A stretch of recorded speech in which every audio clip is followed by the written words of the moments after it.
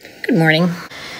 So I'm going to make the Swedish coffee bread to bring into work. How long does it typically take to rise? It took a really long time. How about this?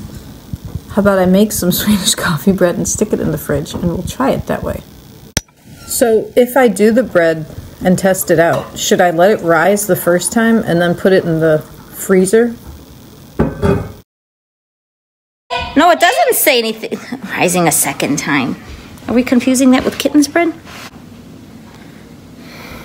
Which one are you reading from? If you're reading from the newer version of the Larson cookbook, it's a crappier recipe. No, this is on the back of the breadboard. Old recipe book, it explains it better, and that's the one I want to see if it says rise a second time. Otherwise, I have been doing it wrong. The breadboard was Boompa, and I'm just saying, I might go with Mom's handwriting, which it says, shape into 2 braids and let rise again. Not gonna lie, I'm also kind of happy that there's there's multiple recipes out there. Sure, which one's accurate? I don't know, I've never timed it. I don't know how long it takes. I'm definitely going to make it today and let it rise the first time, and I'm going to time all this crap down, and then I'm going to try freezing it, and I'm going to try refrigerating it. Do you think this freezing idea, if this pans out with the Swedish coffee bread, will it work for kitten's bread too? It could be a game changer. I have begun making the bread. Timer's done. I'm proving my yeast too. All right, question though. I'm using butter and the recipe says margarine. Don't buy margarine. Gross. I wonder, does bread flour make a significant difference when you're making bread? I buy 1% milk because I got scolded by the doctor for not feeding my children fat milk. I wish I had a mortar and pestle, by the way. I do love a mortar and pestle. I found this. If you can believe it, it was by all my coffee shed. I am at the rising stage. I put butter in it always. I put whole milk in it because that's what we have in here. And I use regular flour. So, Kim, you rise in your oven? Yeah, that is a little trick I do. You know, a small pot of water to boil, and then you dump that into a metal pan and put it on the bottom rack.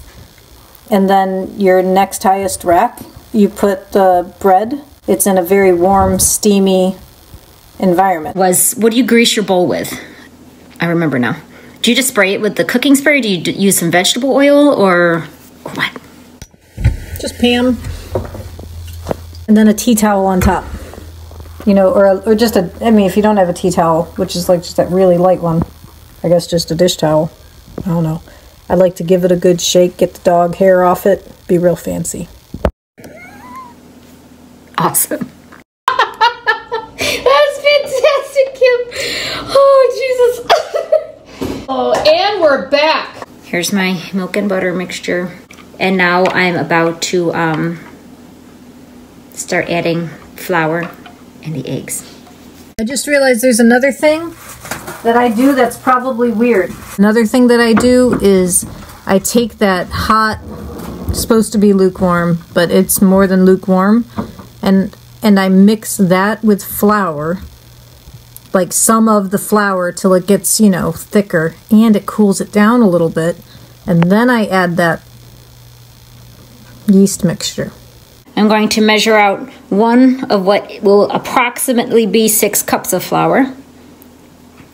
Do you like I'm wearing my Irish apron as I'm making Swedish coffee bread? Wooden spoon. Mix this. What the fuck? Why did that look blue for a second? Thank God I'm not on the Big Family channel yet. That would have been cause for a deletion. Oh. For a second, I thought my spoon was dirty with paint or something. It looked really bizarre. Sometimes when I'm on with you two, or I'm on with Amy, or with Betsy, I like to think about how that one time when I thought I was Marco Poloing Amy, but I was Marco Poloing all of you, and I dropped not one curse. It was a well-placed F-bomb, by the way, though. You know, it would have been forgiven. Oh, yep, brilliant. I'm sorry, I'm getting dressed off camera. You're welcome. As I'm adding my yeast mixture, see, how careful are you to get all of that in there? And I will tell you, that's one thing that annoys the crap out of me when you watch a cooking show, when they just like kind of dump the stuff in there. I feel the same way. It drives me bananas when they don't scrape the bowl. I guess that drives me nuts. All right, so just added in my second cup of approximately 6. And I'm guessing I'm going to have to do at least one more till I get the consistency of cake batter. And you'll see I pulled out first edition Mom's handwriting recipe to go off of here. So I don't make a whole heck of a lot of many cakes. But after 3 cups of flour, I'm thinking my thing doesn't work, but I'm also thinking this is way too thin for cake batter. I'm going to have to add the fourth of approximately 6 cups. I just realized I didn't measure my flour. What? Okay, kitten. I just spit. I hope that didn't go into the bread. I don't think it did. Okay, good. You're a shitty cookbook author, Kim. When I baked bread in, where did I live? Colorado. I couldn't remember where I lived. Panic at the Disco. But when I baked bread, I mean, even when you bake like brownies in Colorado, it's super weird and like distorted, and the baking temperature has to be down because it's got to be in there longer, and you have to have more moisture but not too much moisture, and there's just like a million freaking complications. It was so dry in the mountains. It's just dry, kind of like my feet. Do you ever go heavy on the cardamom? I accidentally just did. What's cardamom? Cardamom is this shit right here that smells amazing. Maybe we should make a cooking show, and it can just have like superfluous cursing for, you know, you could say things like, sometimes I double up on the cardamom. That's the shit that smells good. Or we could do it Brady Bunch style, where there'd be like a split screen of like 4 different locations. You get Mom's version, you get my version, you get Katie's version. Everybody could be doing it slightly different. And then, I think that's a fantastic idea for a cooking show. Dude, I would do that in a heartbeat with you two. We could start with pomegranate opening. We wouldn't even need to bake anything first. We could just do a full-on split screen. It's including Mo and her buying the bin. And then, at the end of the show, like that last, 45-second little slot as the credits are rolling, we can talk about how the kids these days are watching those crazy videos of, what's that guy's name? Post Malone and all that nonsense. Stephen picked his head up and giggled, Kim, when you said Post Malone. He thinks it's hilarious that I love Posty. Post Malone is to Katie as Cher is to Kathy. Ooh. Who am I gonna pick? Who's my Post Malone? Kimberly, I think you're Lori McKenna. No. Can't be Lori McKenna because she's totally normal. You have to pick somebody who outwardly is like, wait, what? Mom likes Kris Jenner? Oh, that would have been better than Post Malone.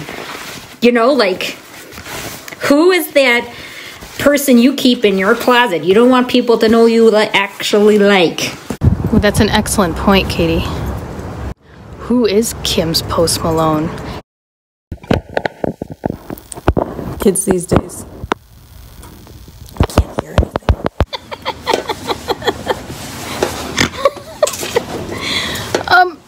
problem when you try to put your lab in the back of your car and your son didn't bring his cello in. What do you talk? Cello? He plays cello? Yeah, dude, he totally plays the cello. This is whose house? My house. Whose house? My court. My house. This is. Well, he's weird enough for me to be listening to it. That's weird for me to be listening to him, is what I mean. You know, Kim, John Prine, that one song of John Prine's is pretty damn funny. And you let some people know that. They might look at you a little differently to say you like that song, that you even play it on your uke. Well, then it's perfect. Like, Mom watching Cher in that outfit on that Navy ship. Woo!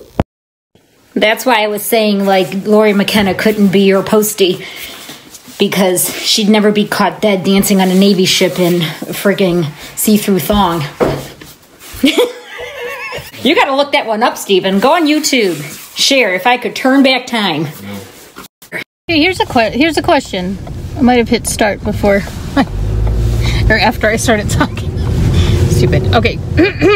Here's the question. Has anybody made the dough in a mixer? Maybe I should do that. Maybe that'll be part of my video for our cooking show. You could put me in the back corner like they always do with on like fitness videos. People are like jumping back and forth and somebody's just like stepping back and forth. I'll be that girl. And I'll use my mixer to knead my bread dough. What do they call it? Modify. I will modify what it actually means to bake Swedish coffee. Freaking cooking show is getting better and better with each little addition we're coming up with. Kieran's got the modified version. Kim wings it. I am very, like, it says 6 cups of flour and I had to put 7 in. And I've probably added another cup as I'm kneading. This is freaking me out. Can we seriously think about doing this? They would love it. Mom and Dad would find it hilarious. I've been eating for 8 minutes. And because I'm extra, I'm going to go the last 2. 8 to 10 minutes, it says. This here's a good workout.